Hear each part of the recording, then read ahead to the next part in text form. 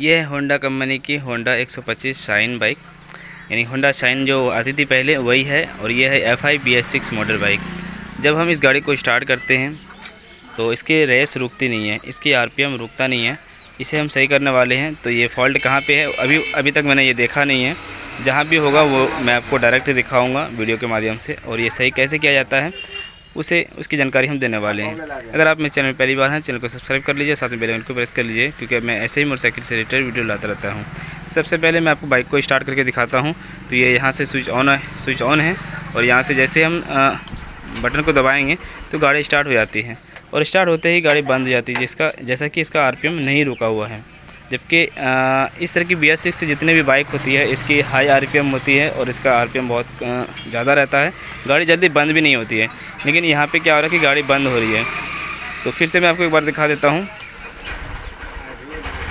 देखिए, स्टार्ट करके अगर हम 2-3 मरतबा रेस भी देते हैं फिर भी इसकी चाल रुकती नहीं है। तो इसके लिए हम क्या करते हैं दोस्तों, जैसे कि BS3 या BS4 बाइक होती है तो उसमें हमने क्या देखा था कि इसका जो है वाल मतलब कंप्रेसर की समस्या आती है। तो क्या इसमें भी कंप्रेसर की समस्या है? तो यहाँ से हम डायरेक्ट चेक कर लेंगे।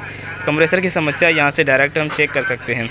तो यहाँ पे मैं जैसा ही चेक करता हूँ तो यहाँ देख रहा हूँ कि कंप्रेसर काफ़ी ज़्यादा है, इसमें कंप्रेसर में कोई भी गड़बड़ी नहीं है। देखिए, ये कंप्रेसर बिल्कुल अच्छी तरीके से दे रही है। बैक कंप्रेसर भी उधर से मार रहा है, यानी कि इससे मतलब पता चलता है कि कंप्रेसर अच्छा है। तो इसका फाइनली कंप्रेसर बिल्कुल ठीक है। तो अब हम क्या करेंगे, इसका सीट खोलेंगे और साइड पैनल खोलेंगे और वहाँ से हम देखेंगे इसका सबसे पहले हमें ये देखना है कि इसका एयर फ़िल्टर देखना है। हो सकता है एयर फ़िल्टर जाम हो, काफ़ी दिनों से गाड़ी ये सर्विस नहीं हुई है गाड़ी, क्योंकि ये जो बंदा है ये बाहर में रहते हैं, गाड़ी कम चलाते हैं। इसका एयर फ़िल्टर खोलना है और साथ में साइड पैनल खोल के हम आपको वहाँ से RPM भी चेक करके दिखाएंगे कि हो सकता है RPM बढ़ाने से हो जाए। RPM स्क्रू कहाँ पे है वो भी चीज़ें मैं आपको दिखा देता हूँ। सीट खोलना बिल्कुल आसान है। यहाँ से चाबी लगाएंगे इस जगह और ये ऐसे करेंगे, ये सीट खुल जाएगी।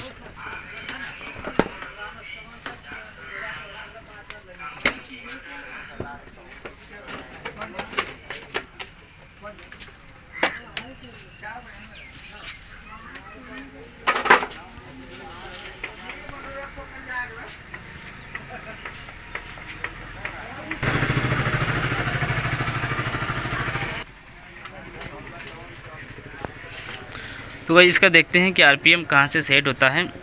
RPM तो मेरे ख्याल से हमने इससे पहले भी एक वीडियो बनाया था, तो यहाँ से मैंने चेक किया था इसका RPM। इसी जगह RPM स्क्रू होती है। ये स्क्रू हमें खोलना है। और इससे पहले मैं इसके बाद चलो मैं आपको फ़िल्टर दिखाता हूँ इसे खोलने के बाद। हेडकोल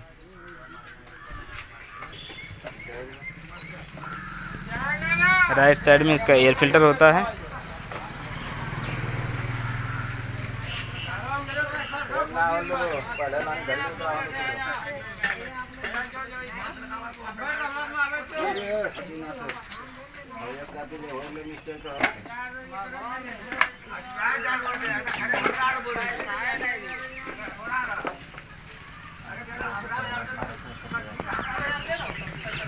तो भाई इसका एयर फ़िल्टर तो ख़राब है, लेकिन इस एयर फ़िल्टर की वजह से इसका RPM में कोई परेशानी नहीं हो रही है।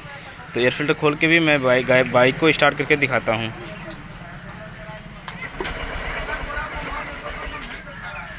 तो यहाँ पे एयर फ़िल्टर के वजह से RPM में कोई नुकसान नहीं होता है। मैं RPM वहाँ से बढ़ा के देखता हूँ। तो भाई यहाँ पे एक RPM स्क्रू है और साथ में यहाँ पे एक एयर स्क्रू है। जिस तरीके से स्प्लेंडर और बाइक में मैंने दिखाया था ब्लैक जैसा एयर स्क्रू, यहाँ से एयर को सेट कर सकते हैं, साथ में यहाँ से RPM को सेट कर सकते हैं। लेकिन यहाँ पे क्या हो रहा है कि गाड़ी RPM तो ऑटोमेटिक ऐसे कम होता नहीं है। तो सबसे पहले हम क्या करेंगे, इस एयर स्क्रू को हल्का हम सेट करेंगे। इसके वजह से ही RPM में हो सकती है कुछ बदलाव की गई हो। चलते चलते ऐसे चेंजिंग आती है गाड़ी में। ये देख लीजिए, ये पेचकस के ज़रिए से ही हम इसे लूज़ या टाइट कर सकते हैं। लूज़ करने पर ये आवाज़ बढ़ेगी और टाइट करने पर आवाज़ घटेगी।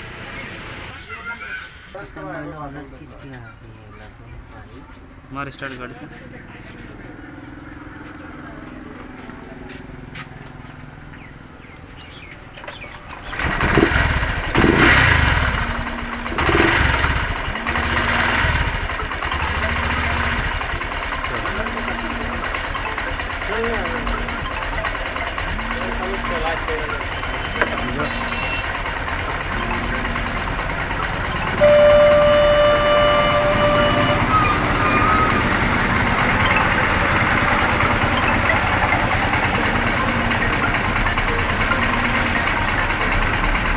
मैंने इस स्क्रू को हल्का लूज़ किया और इसकी आरपीएम अब सेट हो गई।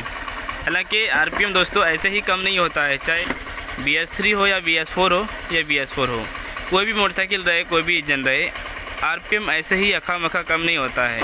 उसमें क्या होता है कि थ्रोटल बॉडी में कोई कचरा डस्ट अगर आ गया या फिर एयर फिल्टर जाम हो गई, उसकी वजह से कुछ डस्ट आ गया, तो उससे एयर सही तरीके से सप्लाई नहीं हो पाती है।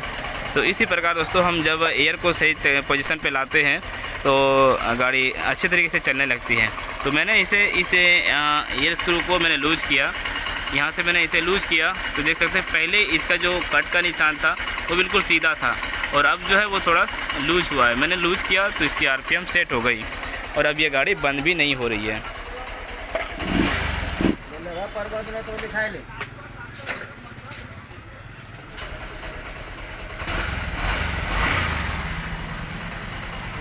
जल्दी करने में लगेगा।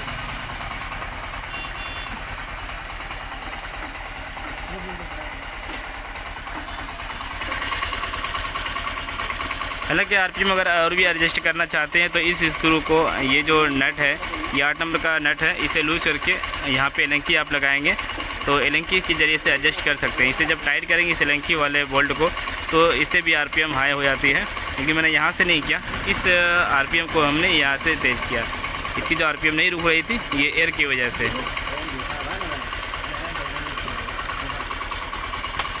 मैंने आपको बता दिया कि आरपीएम को सेटिंग किस तरीके से किया जाता है। ये था होंडा बाइक का, हमने इससे पहले हीरो की स्प्लेंडर बाइक BS6 का भी बताया है। तो ये वीडियो कैसा लगा हमें कमेंट करके ज़रूर बताएं। पसंद आए तो लाइक करें और दोस्तों तक शेयर ज़रूर करें। व्हाट्सएप या फेसबुक जहाँ पे भी आप शेयर कर सकते हैं। ज़्यादा से ज़्यादा लोगों तक इसकी जानकारी होनी चाहिए। ये चाहे तो आप घर बैठे कर सकते हैं, इसमें मैकेनिक की कोई भी ज़रूरत नहीं है, बिल्कुल सिंपल से काम है। मैंने इसको सही कर दिया। अगर आप करना चाहे, कभी भी इस तरह की समस्या अगर आ जाती है, आप एक मैकेनिक है या फिर कस्टमर है, तो एक कस्टमर होते हुए आप घर पे भी ये काम कर सकते हैं। मैकेनिक को दिखाने की बिल्कुल भी ज़रूरत नहीं है। हमारे बताए गए अनुसार आप काम करें, उससे ज़्यादा लूज ना करें और ना ज़्यादा उससे टाइट करें। जितने हमने ये काम किया बस थोड़ी सी हमने लूज़ किया और इसके ज़रिए से फिर आरपीएम सेट हो गई, इसकी जो स्पीड थी वो ज़्यादा हो गई। ऐसे ही दोस्तों चाल नहीं रुकने का कारण टैपिट टाइट हो जाना, कंप्रेसर लीक या वाल लीक कर जाना, कंप्रेसर लूज हो जाना, कि जैसे मैंने शुरू में दिखाया कि किक लूज हो जाती है तो उसके वजह से भी चाल रुकता नहीं है। और किक लूज होने का वजह ये होता है कि वाल के अंदर कोई कचरा डस्ट वगैरह आ जाती है, वाल जल जाती है हेड का, तो उससे कंप्रेसर की समस्या आती है और चाल रुकता नहीं है। तो ये अभी तो न्यू बाइक थी और इसमें हुआ नहीं है, और न्यू में भी होता है। होंडा की जो कंपनी है, होंडा में वाल जलने की ज़्यादा समस्याएं हैं, लेकिन इसमें क्या था, इसमें वाल नहीं जला, इसका वाल बिल्कुल ठीक था, कंप्रेसर भी सही था और हमने उस एयर स्क्रू के ज़रिए से सेट किया। BS4 हो या फिर BS3 बाइक हो, अगर इस तरह की समस्या आती है तो आप इस एयर स्क्रू को सेट ना कीजिए, उसका जो सिस्टम होता है वो अलग होता है, ठीक है ना। ये एक एक्चुएटर से जुड़ा हुआ आता है, इसीलिए हम यहाँ से इसको सेट कर सकते हैं। लेकिन उस तरह की बाइक हो, BS3 या BS4 या कोई स्कूटी हो, तो उसका एयर स्क्रू सेट नहीं करना होगा। चाहे तो उसमें कंप्रेसर की समस्या आई होगी या फिर आरपीएम स्क्रू आपको टाइट करना होगा। तो आप स्क्रीन पर देख सकते हैं कि जिस तरह की, जिसमें कार्बोरेटर वाली बाइक होती है, ठीक है ना, जो कार्बोरेटर वाली बाइक होगी उसमें आपको कुछ इस प्रकार काम करना होगा। और अगर ये जो जिसमें फ्यूल इंजेक्शन या टोटल बॉडी वाला सिस्टम होगा, इसमें आप इस प्रकार कर सकते हैं जैसे मैंने आपको बताया।